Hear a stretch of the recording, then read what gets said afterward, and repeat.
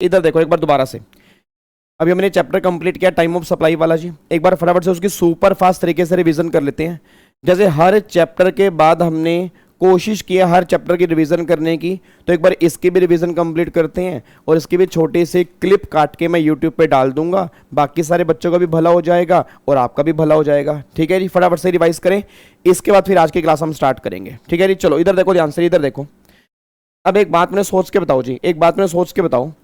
Last class में हमने chapter अपना कंप्लीट किया था टाइम ऑफ सप्लाई का। एक बार मैंने फटाफट से बोला, टाइम ऑफ सप्लाई के चैप्टर का एक और नाम भी था, नाम क्या था? Point of taxation. अब टाइम ऑफ सप्लाई का मतलब क्या होता है कि आपकी सप्लाई को प्रोवाइड किया हुआ कब कब मानेंगे, वो सारी की सारी बातें टाइम ऑफ सप्लाई के अंदर होती हैं। और आपकी सप्लाई को प्रोवाइड किया कहां पर मानेंगे, वो सारी की सारी बातें प्लेस ऑफ सप्लाई की होती हैं। अब प्लेस ऑफ सप्लाई हम पहले निकालेंगे, टाइम ऑफ सप्लाई बाद में निकालेंगे। रीजन, क्योंकि अगर प्लेस ऑफ सप्लाई इंडिया से बाहर निकल कर आएगा उस केस में जीएसटी की बातें नहीं होंगी, अगर वो इंडिया में होगा उस केस में जीएसटी की बातें होंगी।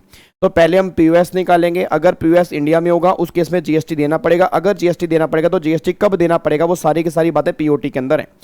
याद करो, मैंने कहा था कि पीओटी में ना 3 सेक्शन हमारे कवर होंगे, 12 कवर होगा, 13 कवर होगा, 14 कवर होगा। ये तीनों प्रोविजन हमने बढ़िया ढंग से कंप्लीट कर लिए। अब सेक्शन 12 और 13 पहले हमने कंप्लीट किया, फिर 14 हमने कंप्लीट किया। अब चाहे मैं 12 की बात करूं चाहे 13 की बात करूं, इन दोनों में फर्क ये निकल के आ रहा है कि 12 गुड्स वाले केस में एप्लीकेबल होगा और 13 सर्विस वाले केस में एप्लीकेबल होगा। इट मीन्स अगर एग्जाम में क्वेश्चन बनेगा गुड्स वाला, तो जो भी क्वेश्चन गुड्स वाले होंगे वो सेक्शन 12 के होंगे, और अगर एग्जाम में क्वेश्चन सर्विस वाला बनेगा तो जो भी क्वेश्चन होंगे वो सारे के सारे 13 के होंगे। अब सेक्शन 12 और 13 में एक सिमिलरिटी निकल के आ रही है, इन दोनों में टोटल मिला के 6 सबसेक्शन है। 12(1) हो गया, 12(2) हो गया, 12(3) हो गया, 12(4) हो गया, 12(5) हो गया, 12(6) हो गया। ऐसे ही 13(1) हो गया, 13(2) हो गया, 13(3) हो गया, 13(4) हो गया, 13(5) हो गया, 13(6) हो गया। ये 6 सबसेक्शन है। अब 12(1) और 13(1 ये दोनों कहते हैं भैया हमें पीओटी निकालना नहीं आता, अगर तुम्हें पीओटी निकलवाना है तुम अगले प्रोविजन के पास जाओ। मतलब ये दोनों पीओटी निकालना नहीं सिखाएंगे, ये दोनों आगे रेफर करेंगे। फिर अगर हम 12(2) 13(2 के पास आएंगे, फॉरवर्ड चार्ज वाले केस में लगेगा, रिवर्स चार्ज वाले केस में 12(3) और 13(3 लगेगा, वाउचर वाले केस में 12(4) और 13(4 लगेगा, रेजिडुअरी केस में 12(5) 13(5 लगेगा, और फिर अगर हमारा इंटरेस्ट पेनल्टी वाला केस होगा उस केस में 12(6) और 13(6 लगेगा। सबसे पहले हमने कौन से केस किए? सर्विस वाले। फिर हमने कौन से केस किए? गुड्स वाले। तो एक बार सेक्शन 13 पहले रिवाइज करेंगे, फिर हम सेक्शन 12 रिवाइज करेंगे। याद करो सेक्शन 13(2) जो हमने फॉरवर्ड चार्ज वाले केस में किया, तो अगर सर्विस वाले केस में हमें कभी भी पीओटी निकालना है तो मैंने उस टाइम भी कहा था कि जब भी सर्विस वाले केस में पीओटी निकालना होगा ना, तो सर्विस वाले केस का पीओटी किस पे डिपेंड करेगा कि आपका इनवॉइस विद इन टाइम में इशू हुआ या नहीं हुआ। अगर इनवॉइस आपने विद इन टाइम में इशू कर दिया तो पीओटी अलग तरीके से आएगा, अगर इनवॉइस आपने विद इन टाइम इशू नहीं किया तो पीओटी अलग तरीके से आएगा। अब एक बच्चा कहता है, अमीशा कहती है, अमीशा कौन? आशिमा कहती है सर इनवॉइस इशू करने की टाइम लिमिट क्या होती है? याद करो आशिमा मैंने क्लास के अंदर भी कहा था, इनवॉइस आपको इशू करना पड़ेगा 30 दिन और 45 दिन। बैंकिंग कंपनी वाले केस में, एनबीएफसी वाले केस में, फाइनेंशियल इंस्टीट्यूशन वाले केस में 45 दिन होगा, नॉर्मली बाकी सब केस में 30 दिन होगा। अब 30 दिन 45 दिन कहां से? जहां से भी आपने सप्लाई की, मतलब date of provision of supply, मतलब डेट ऑफ कंप्लीशन, तो वहां से 30 दिन में अगर आपने इनवॉइस इशू कर दिया तो फिर पीओटी बनेगा इनवॉइस और payment which ever is earlier. और अगर 30 दिन में आपने इनवॉइस इशू नहीं किया तो फिर पीओटी क्या बनेगा? पेमेंट और completion which ever is earlier. ये हमारा पीओटी निकल के आ रहा है। फिर पेमेंट का मतलब क्या था? जिस दिन बुक्स में एंट्री पास करोगे, जिस दिन बैंक में क्रेडिट होगा, इनमें से अर्लियर जो होगा ना वो हमारी डेट ऑफ पेमेंट बनेगी। अब ये तो हो गया पीओटी निकालना। फिर मैंने कहा था कि अगर किसी केस में एडवांस पेमेंट मिल रही है, अगर एडवांस पेमेंट 1000 तक की है तो पीओटी अभी कैलकुलेट नहीं करेंगे, बाद में कैलकुलेट करेंगे। बाद में कब? जब भी डेट ऑफ इनवॉइस होगी वो मेरा पीओटी बनेगा। और अगर पेमेंट 1000 से ऊपर की है तो सारी एडवांस पेमेंट का पीओटी अभी डेट ऑफ पेमेंट ही बनेगी, फिर बाद में नहीं बनेगा। ये बातें हमने कंप्लीट की थी। ठीक है, ये बातें तो होगी हमारी सर्विस वाले केस में फॉरवर्ड चार्ज की। फिर हमने बातें की रिवर्स चार्ज की। सर्विस वाले केस में रिवर्स चार्ज क्या बोलता है कि अगर इनवॉइस के 60 दिन के अंदर अंदर पेमेंट अगर आ जाती है, अगर इनवॉइस की डेट के 60 दिन के अंदर अगर पेमेंट आ गई तो फिर तो पीओटी बनेगा डेट ऑफ पेमेंट।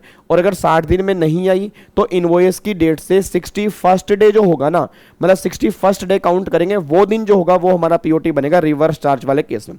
फिर रिवर्स चार्ज वाले केस में एक और पॉइंट भी था।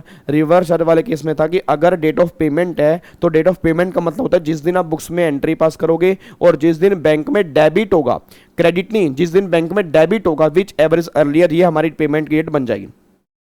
एक पॉइंट फिर हमने यहाँ पे और भी किया, एसोसिएट एंटरप्राइज वाला। याद करो मैं कहा था इंपोर्ट ऑफ सर्विस वाला केस था कि अगर मतलब आपस में अगर रिलेटेड पार्टी हो तो उस केस में पीओटी क्या निकलेगा। फिर उस केस में सिंपल था, जिस दिन आप बुक्स में एंट्री पास की होगी और जिस दिन पेमेंट आई होगी, इनमें से अर्लियर जो बनेगा ना वो दिन जो होगा वो डेट ऑफ पेमेंट, सॉरी वो दिन होगा वो हमारा पीओटी होगा। ये था एसोसिएटेड एंटरप्राइज वाले केस में। अगला फिर वाउचर वाले केस में था। वाउचर वाले केस में दो केस होंगे जी, कौन कौन से होंगे, या तो वाउचर आइडेंटिफिएबल होगा या वाउचर आइडेंटिफिएबल नहीं होगा। अब अगर वाउचर आइडेंटिफिएबल है तो जिस दिन वाउचर इशू किया होगा वो दिन पीओटी बनेगा। अगर वाउचर आइडेंटिफिएबल नहीं होगा फिर जिस दिन वाउचर रिडीम करेंगे वो दिन जो होगा फिर वो मेरा पीओटी बनेगा। यह वाउचर वाले केस में था।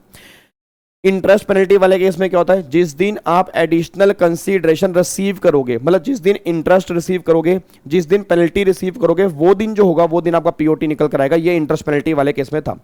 फिर अगला केस निकल कर आया रेसिड्यूरी केस। अब रेसिड्यूरी केस में क्या था, दो केस थे, या तो आप पीरियोडिकल रिटर्न फाइल कर रहे हो या पीरियोडिकल रिटर्न फाइल नहीं कर रहे। अगर आप रिटर्न फाइल कर रहे हो तो जो रिटर्न फाइल करने की डेट होगी वो पीओटी बनेगा। अगर आप रिटर्न फाइल नहीं करें फिर जो टैक्स पे करने की डेट होगी वो पीओटी बनेगा। ये बातें हमने रेसिड्यूरी वाले केस में की थी। तो ये सारी बातें हमने सर्विस वाले केस में की। अगला केस फिर हमने गुड्स वाला किया।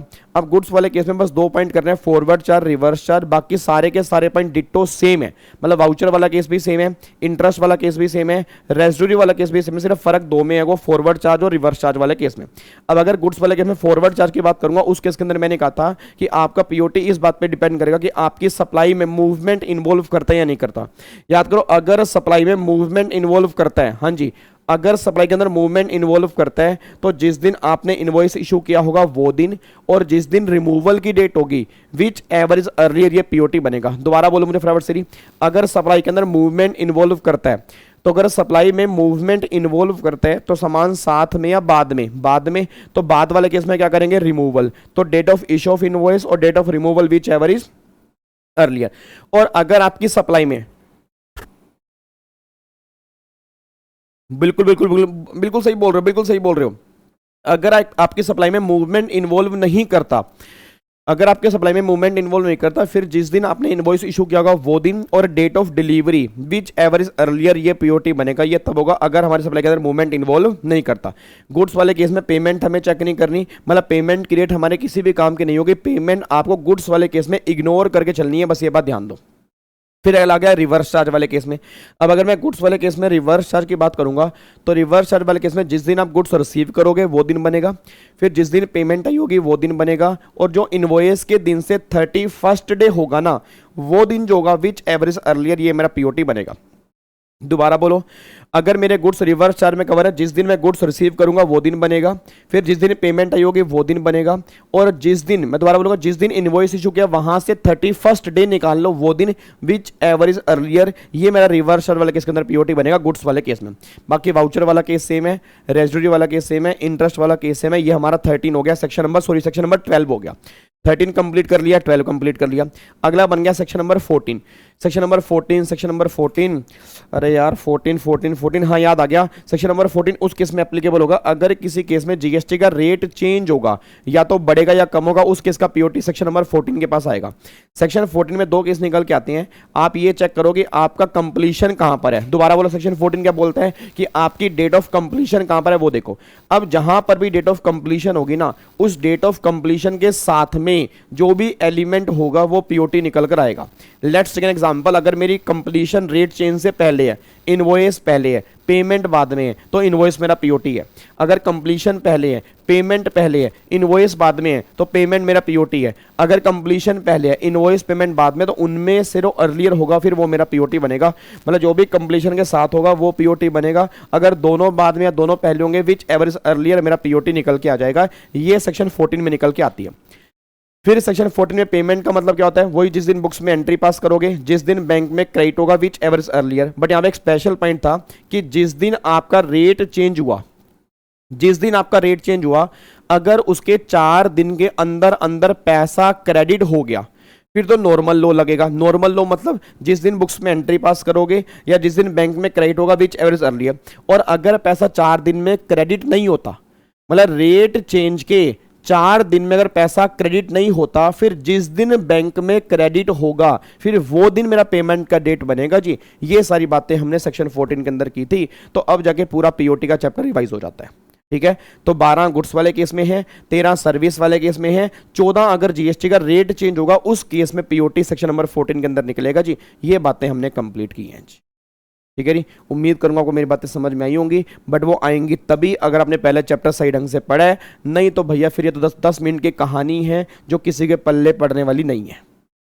ठीक है जी। बट हाँ, अगर पहले आपने सही ढंग से पढ़ा है, ये सुपर डुपर फास्ट रिवीजन आपके एग्जाम से पहले बहुत काम आने वाली है जी।